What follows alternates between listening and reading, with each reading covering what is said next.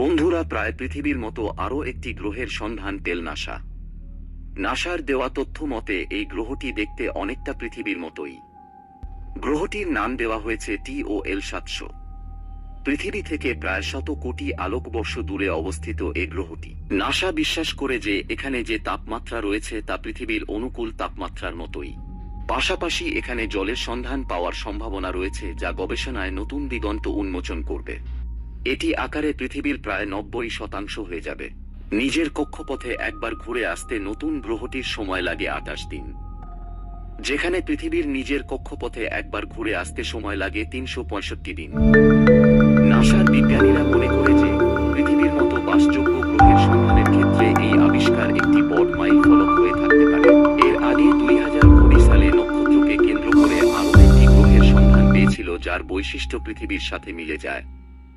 ওই নক্ষত্রের নাম ছিল TSSS।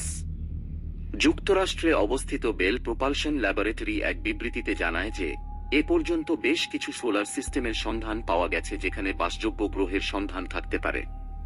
তার মধ্যে এটি একটি বিবেচনা করা হচ্ছে। নতুন গ্রহটি একটি শীতল তারাকে কেন্দ্র করে আবর্তিত হয়।